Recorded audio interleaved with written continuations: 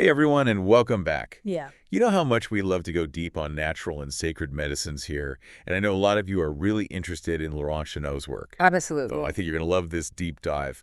Today we're going to be exploring dopamine Mm-hmm. and serotonin, Uh-huh. those happiness molecules. Yes. But we're not just going to define them and, talk about what they are. Right. We're really going to connect the dots between the science Yeah. and Laurent Chenot's ideas Uh-huh. about finding fulfillment beyond just material rewards. Yes.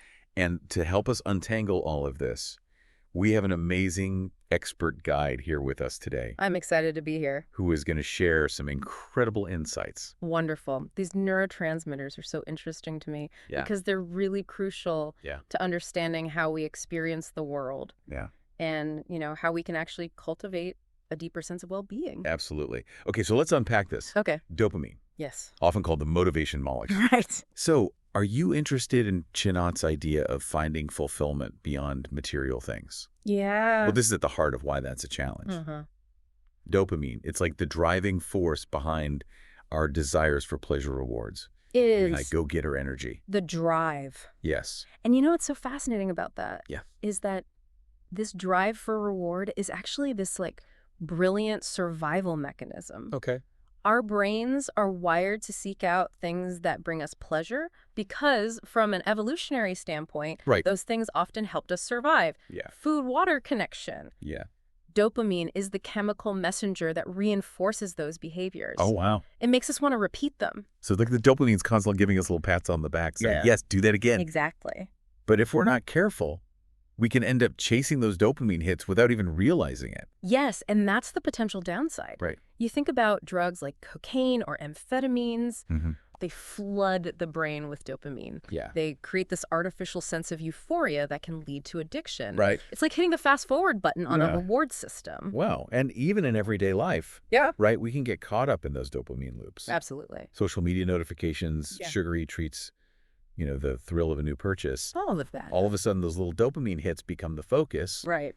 And then that deeper sense of fulfillment that Chenot talks about Yes. can feel elusive. It can. That's why it's so important to understand how dopamine works.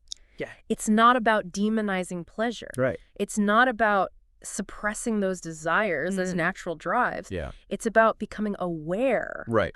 of how dopamine influences our choices Uh-huh.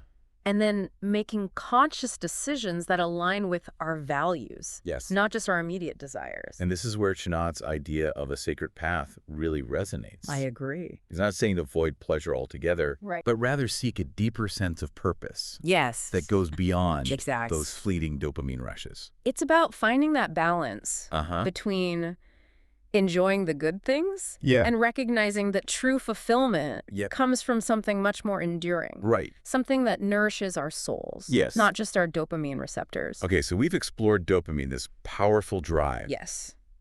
But dopamine doesn't work in isolation. No, it doesn't. It's like this powerful engine, Right. but it needs a skilled driver. Yes, it does. And that's where serotonin comes in. Absolutely. Serotonin is often called the mood stabilizer Okay. because it plays a key role in creating feelings of calmness, Uh-huh. contentment, well-being. Yes. So while dopamine is about that immediate rush, Right. serotonin is more about that long-term Yeah. sense of inner peace and satisfaction. So if dopamine is the gas pedal, Yes. serotonin is the steering wheel, I love that analogy. guiding us towards a path that feels balanced and fulfilling. That's a great way to put it. And what's really interesting is that most of our serotonin is actually produced in the gut, Oh, wow. not the brain. So that's why there's so much buzz about the gut-brain connection these days. Exactly. What we eat, It all matters. our gut health, it all impacts our mood and well-being. It does. It's like our gut is this hidden control center, Is. influencing our emotions Yes, it is like a second brain. in ways we never imagined. It is. And this is where things get really exciting. Yeah. Because it opens up so many possibilities for naturally supporting our serotonin levels. Okay. So things like eating a healthy diet, managing stress, Yeah. even spending time in nature, Okay. they can all have a positive impact on our gut health Yeah. and consequently our serotonin levels. This aligns so perfectly with Chenot's emphasis on natural approaches to well-being. It does. He encourages us to connect with nature, Yeah. practice mindfulness, nourish our bodies with wholesome foods. It's about creating a lifestyle.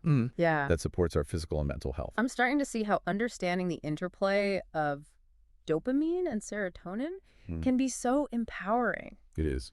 It's not about judging ourselves for wanting pleasure or feeling down sometimes. Right. It's about understanding the underlying mechanisms. Yes. And then making choices that support a more balanced and fulfilling life. Exactly.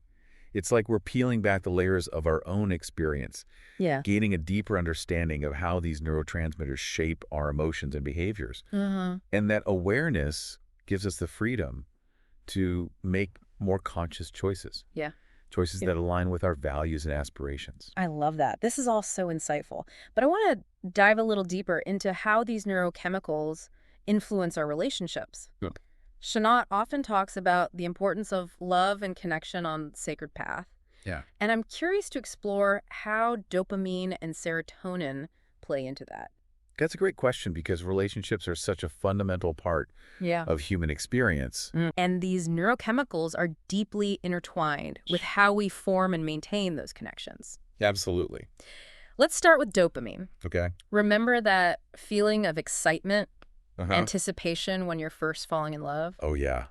Butterflies in the stomach. Yes. Constant thoughts about the other person, the desire to be close to them. Yes. It's intoxicating. That's dopamine. That's dopamine. It's driving us towards that feeling of connection and reward, fueling those early stages of romantic love. So dopamine is like the spark Yes. that ignites the flame of love. Exactly. But as that relationship matures, that initial dopamine rush tends to fade. Oh, okay. And that's where serotonin steps in. Okay. To create a more stable and enduring sense of connection. So dopamine is the fireworks and serotonin are the embers that keep the fire burning. I love that analogy. And it's important to remember that serotonin isn't just about romantic love. No, it's not. It plays a role in all of our relationships. It does. Friendships, family bonds, even our sense of belonging within a community. Absolutely. That makes sense. Yeah. So serotonin is that feeling of contentment and ease we experience when we're with people who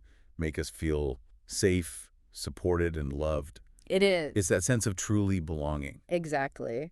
And just like with our individual well-being, cultivating healthy habits that support serotonin production can actually strengthen our relationships. Oh, wow. So things like spending quality time together, Okay. expressing appreciation for each other, Yeah. engaging in activities that bring us joy, they all contribute to a stronger, more fulfilling connection. And that ties back so beautifully to Shanat's emphasis on creating a supportive and loving environment. It does. He encourages us to surround ourselves with people who uplift us, inspire us, and help us grow. It's about recognizing that we are not meant to walk this path alone. We thrive in connection. In community. Yes. In the loving embrace of others who share our values and aspirations. I love that. This has been an incredible exploration of dopamine and serotonin. We've gone beyond just defining these chemicals and really started to see how they influence our desires, our moods, and even our relationships. Yes. But before we move on, I'm curious to know. You know, we've talked about dopamine and serotonin as these like individual players in the brain. Yeah. But I'm kind of curious, like, how do they actually work together to influence our overall well-being? Right. Are they partners, rivals, or something else entirely? Yeah, it's like we've met these two fascinating characters. Right. But now we want to see how they interact on stage. Exactly. Tell me more about this neurological dance. Okay, so imagine this dopamine with its focus on motivation and reward. Yeah. It's like the driving force pushing us toward action, Okay. urging us to seek experiences that bring pleasure and satisfaction. Right. It's the spark that ignites our pursuit of goals and desires. So dopamine gets us moving. It does. But where does serotonin fit into this dance? Here's where it gets interesting. Okay. Serotonin steps in to provide balance Okay. and regulate the intensity of dopamine's drive. It's like a calming influence, Okay. preventing us from getting overly fixated on those immediate rewards Right. and helping us experience a more sustained sense of contentment. So serotonin keeps us from getting too caught up in the chase. Yes. And helps us savor the journey. Exactly. Think of it this way. Okay. Dopamine's the gas pedal, Uh-huh. propelling us forward, Right. while serotonin is the steering wheel. Okay. guiding us towards a balanced and fulfilling path. I like that. Together, they orchestrate this harmonious interplay of motivation and contentment, leading us toward a state of well-being. So it's not about suppressing dopamine's drive. No. But rather making sure that it's guided by serotonin's wisdom. Exactly. It's about finding that sweet spot where motivation and contentment work in synergy, leading us toward a life that feels both meaningful and fulfilling. I love that. And this, I believe, ties back beautifully to Laurent Chenot's emphasis on living a balanced life. Absolutely. He encourages us to find a rhythm that honors both our inner drive and our need for peace and contentment. Right. It makes you realize that there's this beautiful dance happening within us. There is. All the time. There is. But speaking of Chenot's, he also talks about the importance of connecting with nature as part of this sacred path. Yes. And I'm curious to hear your thoughts on how this connection with nature actually supports our well-being. Okay. Especially in relation to dopamine and serotonin. Sure. I mean, nature. It's like a reset button for our nervous system. Okay. Studies have actually shown that spending time in nature can lower our stress hormones. Oh, wow. It can reduce blood pressure. Okay. And it can even boost our immune system. That's incredible. It's like this natural antidote to the stresses of modern life. So taking a walk in the woods is like giving our brains a spa day. I love that. Yes. Sign me up. Right. But what about dopamine and serotonin? Yeah. Does nature impact them as well? It absolutely does. When we immerse ourselves in nature, we're engaging our senses in a way that modern life often doesn't allow. Right. The sights, the sounds, the smells, they all help calm the nervous system. Right. Which in turn can support serotonin production and that sense of well-being. So it's like nature's providing the perfect environment for serotonin to thrive. It is. And I know from personal experience, I always feel more grounded and at ease after spending time outdoors. It's a universal experience. Nature has a way of reminding us of our connection to something larger than ourselves. Yes. It helps us tap into a sense of awe and wonder, fostering a sense of gratitude and putting things into perspective. And that shift in mindset can in turn influence our dopamine levels in a positive way. It can. Instead of chasing those fleeting dopamine hits from external rewards, we're finding a deeper sense of satisfaction from our connection to nature. It's like we're tapping into this more sustainable source of dopamine.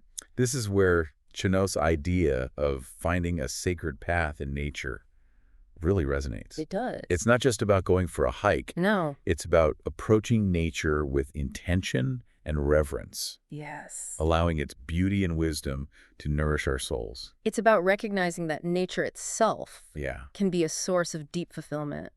And a pathway to connecting with something greater than ourselves. This reminds me of something you mentioned earlier. Yes. The gut-brain connection. Oh, yes. I'm really fascinated by this, and I want to explore it further. Okay. It seems like such a crucial piece of this whole well-being puzzle. It is. Especially considering most of our serotonin is made in the gut. Right. It's a revolutionary area of research that's changing how we understand the mind-body connection. Okay. It turns out that our gut microbiome, those trillions of bacteria living in our digestive tract, they play a huge role in influencing our mood, our behavior, even our cognitive function. Wait, so these tiny organisms are having a party in our gut?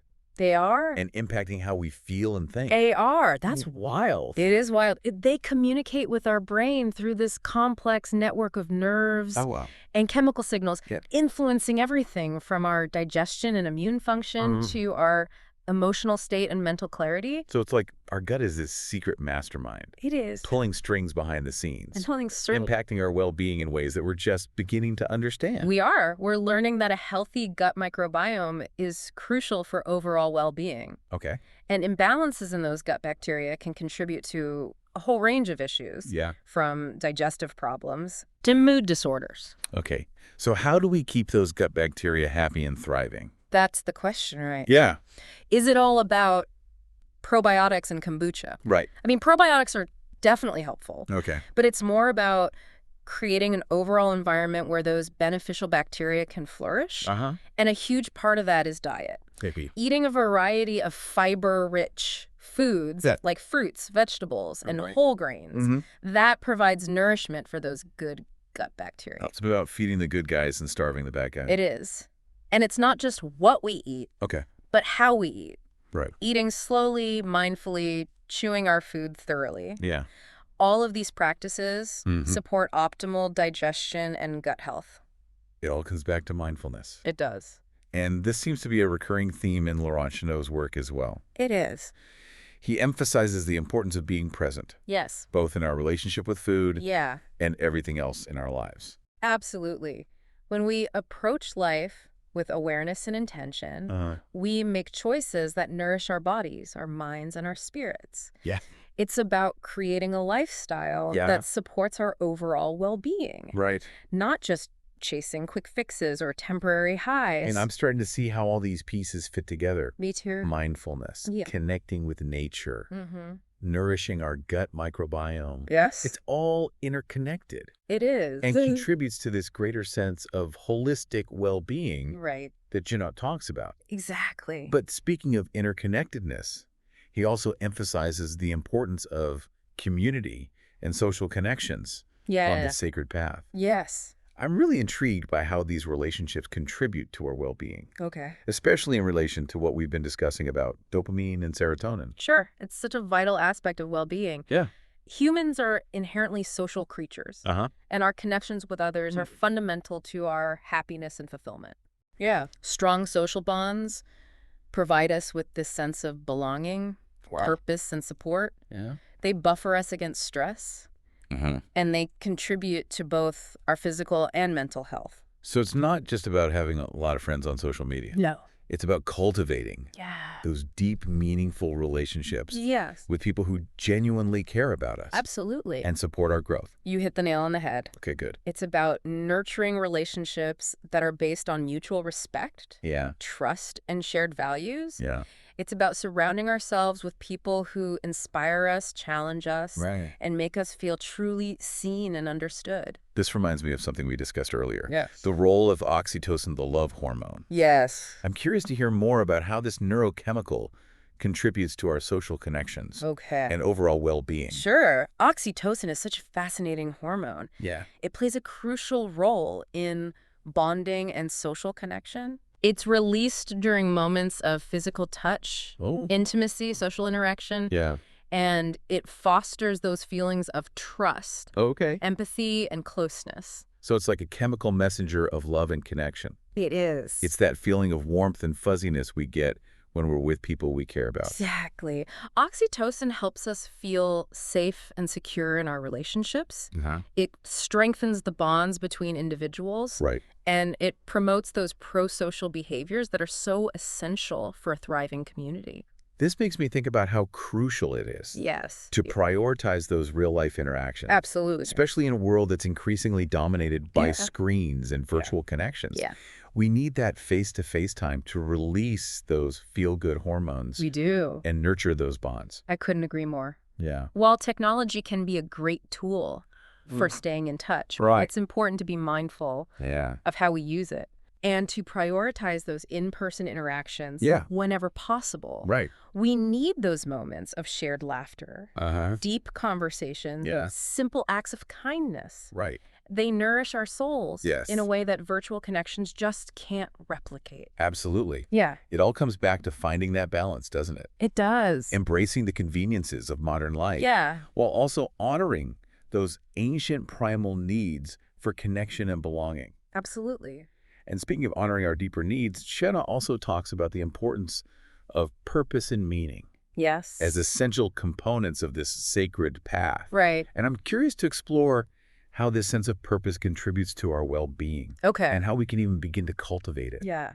Having a sense of purpose, a reason for getting out of bed each morning is incredibly powerful. It gives us direction, Right. motivation, Yeah. and a profound sense of fulfillment.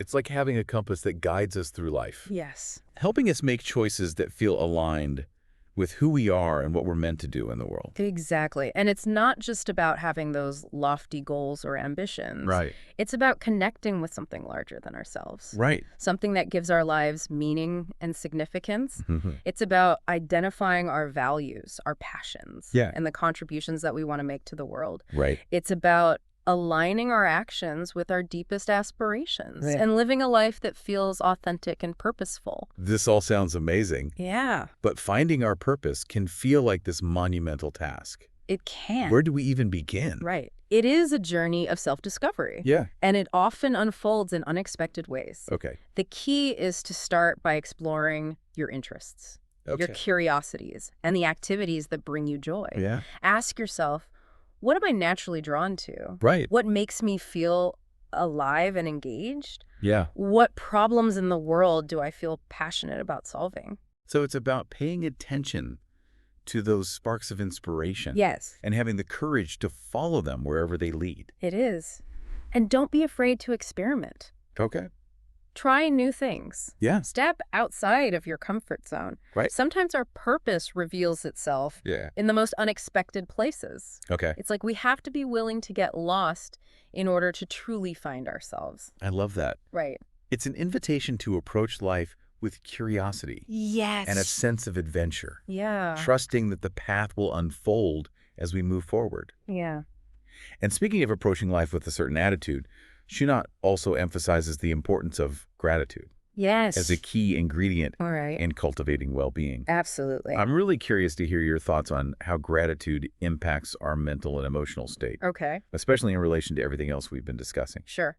Gratitude is this incredibly powerful emotion that can truly shift our perspective. Right. It's about appreciating the good in our lives, Yeah. the simple pleasures, the acts of kindness, and the beauty that surrounds us. Right. It's about focusing on what we have rather than what we lack. It's like we're training our brains to notice and appreciate the positive aspects of our experience Yeah. rather than getting caught up in those negative thought loops Right. that can drain our energy and steal our joy. You said it perfectly. And when we cultivate gratitude, Yeah.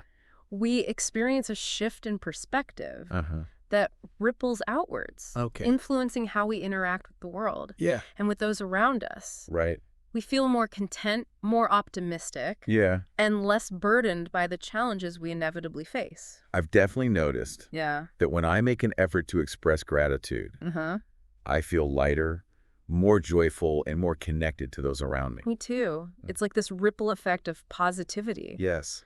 Studies have shown that gratitude can reduce stress, Oh, improve sleep, okay. boost overall happiness, and even strengthen relationships. So it's not just about feeling good, it's about creating a positive feedback loop Yes. in our lives. Exactly. But how do we actually cultivate gratitude? Right. Do we need to keep a gratitude journal Yeah. or engage in formal practices? I mean, those practices can be helpful, Right. but gratitude can be woven into the fabric Okay. of our everyday lives. Yeah. Take a moment to appreciate the warmth of the sun on your skin, the Yeah. taste of your morning coffee, Yeah. or a heartfelt conversation with a loved one. It's about those simple moments of appreciation that we often take for granted. They are finding those little sparks of joy in the everyday. Yeah. And as we train our minds to notice and appreciate those good things, Uh-huh. we start to experience a shift Right. in our overall outlook. We Right. feel more grateful for what we have, Yeah. less focused on what we lack, Right. and more content with the present moment. And that contentment, Yeah. that peace, Yeah, it radiates outwards, touching every aspect of our lives. it does. This is also beautifully aligned with Shunat's emphasis on this holistic approach to well-being. It is. It's about recognizing that our thoughts, Yeah, our actions, our relationships, even our relationship with gratitude, yeah, they all contribute to our overall state of being. they do. But I'm curious to know, how does gratitude actually work on a neurological level? Okay. Does it impact our brain chemistry in any way? It's fascinating how gratitude actually directly ties into what we've been discussing. Okay. Studies have shown that practicing gratitude can increase activity Okay. in the brain regions associated with dopamine and serotonin, Oh, wow. those happiness molecules we talked about earlier. So gratitude can actually boost our levels of those feel-good chemicals. It can. It's like we have the power to rewire our brains for happiness Yeah. through the simple acts of being thankful. It's truly empowering. Yeah. By focusing on the positive, expressing appreciation, and cultivating a sense of thankfulness, we're creating a positive feedback loop in the brain, Okay. reinforcing those feelings of happiness and contentment. This is incredible. It's like Gratitude is this secret weapon in our pursuit of well-being. I like that. It supports our mental and emotional health. Yeah. It strengthens our relationships. It does. And it even boosts those key neurotransmitters. It's like a win-win-win. Right. I love how you put that. And it really highlights the interconnectedness of our thoughts, our emotions, and our brain chemistry. Right. By consciously cultivating positive emotions like gratitude, we can create positive changes in our brains and in our lives as a whole. That makes so much sense. Yeah. But before we move on to our final segment, I want to touch on something that I think is incredibly important. Yeah. Especially when we're talking about personal growth and self-discovery. Okay. The role of self-compassion. Self-compassion. Such a vital ingredient in any journey of transformation. Right. Especially when things get challenging. Yes. Which they inevitably do. Right, and they do. And so I'm curious to hear your thoughts on how self-compassion supports our well-being and how we can cultivate it. Yeah. Particularly when we're faced with those inevitable challenges and setbacks that life throws our way. Right. Because let's face it, none of us are perfect. We're not. And we all stumble from time to time. We do. Self-compassion is all about treating ourselves with the same kindness, understanding, and care that we would offer to a dear friend. Right.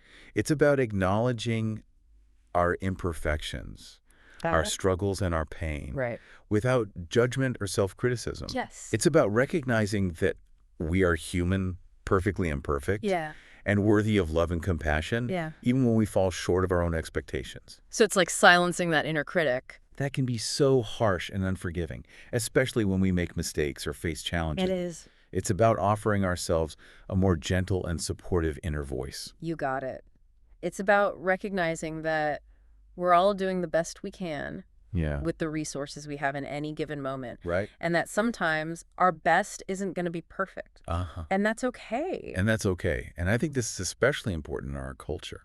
Yeah. Where we're constantly bombarded with messages that tell us we need to be perfect. Yes. Achieve more and constantly strive for self-improvement. All the time. It's exhausting.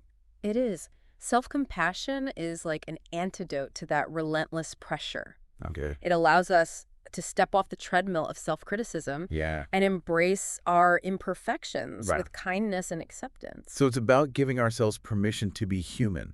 Yes. To make mistakes. Yes. And to learn and grow from those experiences without beating ourselves up in the process. Exactly. And remember, self-compassion isn't about letting ourselves off the hook or ignoring our areas for growth. Yeah. It's about creating a safe and supportive inner environment where we can learn, grow, and evolve without the burden of harsh self-judgment. It's like we're creating a nurturing inner sanctuary where we can heal, recharge, and find the strength to move forward with greater resilience and self-acceptance. Exactly. And that, I believe, is deeply aligned with Shanat's vision of the sacred path.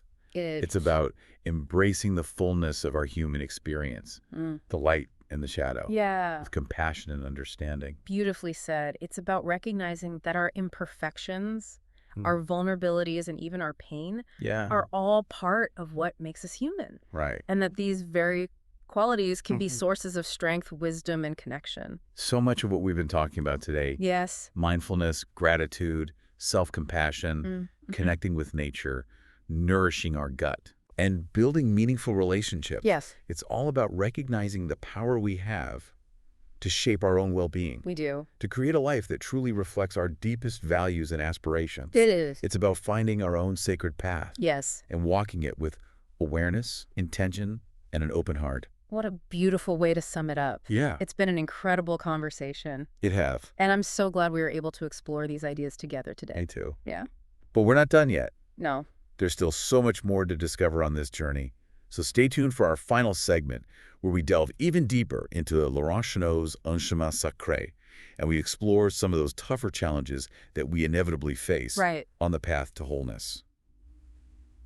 Welcome back. We've covered so much ground already exploring these incredible tools for well-being. But Laurent Chenot's Un Chemin Sacré doesn't just focus on the feel-good stuff. He also talks about facing our fears as a crucial part of growth. And that could be, a little daunting. It can. Absolutely. It can feel intimidating.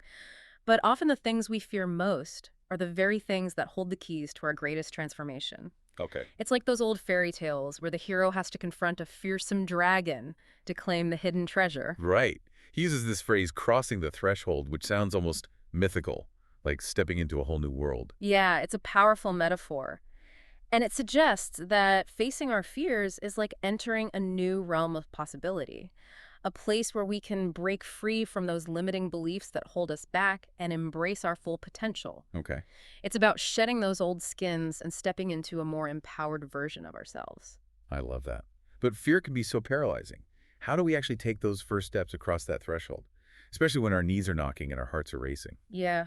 Well, it's important to remember that fear is often based on perception, not reality. Okay. It's a story we tell ourselves, a projection of what might happen, not necessarily what will happen. It's like we're creating a monster in our minds, and then we're letting that monster control us. So it's about challenging those fear-based stories and rewriting the script. Exactly. Start by simply acknowledging the fear. Okay.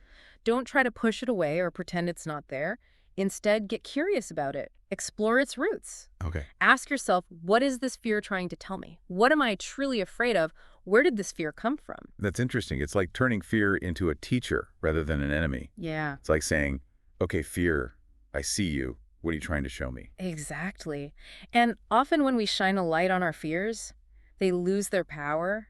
We realize they're not as insurmountable as they seem. Right. It's like turning on the lights in a dark room and realizing the monster we thought was lurking in the corner was just a pile of clothes. That's a great analogy. But even when we understand this intellectually, taking that first step across the threshold can still feel terrifying. Yeah, it's true. Courage isn't the absence of fear, but the willingness to act in spite of it. Right. And that's where self-compassion comes in. Remember what we were talking about earlier? Yeah. Be gentle with yourself. Acknowledge that it's okay to feel afraid. And take small steps, one at a time. I love that. Small steps, big courage. Yes. It's a reminder that we don't have to conquer the whole mountain in a single leap. Right. We can start with a single step, then another and another. Exactly. And remember, you don't have to do it alone. Right. Reach out for support. Talk to a trusted friend, a therapist, or a mentor. Sometimes simply sharing our fears with another person can help us feel less alone and more empowered to move forward. Yeah. It's like having a hiking buddy to cheer us on and help us navigate those tricky parts of the trail. Laurent Chenot also talks about the importance of forgiveness, Yes. both forgiving ourselves and forgiving others. Right. It seems like this ties in with facing our fears. It absolutely does. Forgiveness is often about releasing ourselves from the grip of past hurts and resentments. Right. It's about recognizing that holding on to anger and blame keeps us tethered to the pain of the past. It's like carrying around a heavy backpack filled with rocks. It weighs us down and prevents us from moving freely. But forgiving, especially when we've been deeply hurt, can feel incredibly difficult. It can. Like we're betraying ourselves or letting the other person off the hook. Right, but forgiveness isn't about condoning harmful actions or pretending the pain didn't happen. Right. It's about choosing to release ourselves from the burden of carrying that pain with us. It's about recognizing that holding on to anger and resentment hurts us more than it hurts the other person. So it's more about our own healing than about the other person. It is. It's about setting ourselves free from the prison of the past. Exactly. Forgiveness is a gift we give ourselves. I like that. It's a way of reclaiming our power and moving forward with greater peace and freedom. It's like finally putting down that heavy backpack and feeling the lightness of letting go. And how does this tie into facing our fears? Well, sometimes our fears are rooted in past experiences, in wounds that haven't fully healed. Forgiving ourselves and others can help us release those fears, freeing us to step into a future unburdened by the pain of the past. Okay. It's like clearing the path ahead so we can walk forward with more confidence and grace. This brings us to something Laurent Chenot emphasizes throughout Un Chemin Sacré: the importance of love as a guiding force. Yes. It seems like love is the thread that weaves through all the practices we've discussed. It is. Love is indeed a powerful force. It's the foundation of connection, compassion, and healing. It's the energy that binds us together and fuels our growth. Yeah. It's like the sun that nourishes all living things. But love can be a tricky word. It's often romanticized or misunderstood. What does Chenot mean by love in this context? Yeah, he speaks of love as a state of being, a way of approaching ourselves, others, and the world with kindness, acceptance, and openness. Okay. It's about recognizing the inherent worth and beauty in all beings, including ourselves. So it's not just about romantic love or familial love, but a broader, more encompassing love. A love that includes ourselves, others, and even the world around us. You got it. It's about seeing the world through the lens of love, recognizing the interconnectedness of all things, and approaching life with a heart full of compassion and understanding. It's a beautiful way to put it. Right. But how do we cultivate this kind of love? It seems like it would require a profound shift in perspective, especially in a world that can often feel so divided and disconnected. It's true, but it all starts with self-love. Okay. Learning to accept and appreciate ourselves, flaws and all. Right. When we cultivate self-love, we create a foundation for extending that love outwards to others and to the world as a whole. It's like filling our own cup first so we have something to pour from. Exactly. But I think a lot of people struggle with self-love. It's easy to say love yourself, but putting it into practice can feel really challenging. It can. It's definitely a journey. And it begins with awareness. Notice the language you use when you talk to yourself. Are you kind and compassionate? Or are you critical and judgmental? Right. Would you talk to a friend the way you talk to yourself? Ouch. I definitely have moments of harsh self-talk. We all do. It's like I have this inner critic who's constantly pointing out my flaws and telling me I'm not good enough. That inner critic, we all have that inner critic. The key is to simply notice those moments and gently redirect your thoughts. Okay. Offer yourself words of encouragement and support. Treat yourself as you would treat a dear friend. So it's about being our own best friend, our own cheerleader. Yes. About offering ourselves that same kindness and understanding we would offer to someone we love. Exactly. And remember, self-love is not about being narcissistic or self-absorbed. Right. It's about recognizing our own worth and treating ourselves with the care and respect we deserve. Yeah. It's about creating a loving and supportive relationship with ourselves, which then ripples outwards, influencing all our other relationships. Wow, this has been such an incredible deep dive into Laurent Chenot's Un Chemin Sacré. We've explored so much, from the science of dopamine and serotonin to the importance of mindfulness, gratitude, self-compassion, connecting with nature, nourishing our gut, building meaningful relationships, and finding our purpose. It has been a wonderful conversation. It's like we've been given a whole toolkit for creating a more balanced and fulfilling life. I agree. It's been an honor to have you here to help us navigate this. And to all of you listening, thank you so much for joining us on this deep dive. We hope you found it insightful and inspiring. We hope it's given you some new tools and perspectives to support your own journey of well-being. And we encourage you to keep exploring, keep learning, and keep walking your own unique path with courage, compassion, and an abundance of love. Beautifully said. Until next time.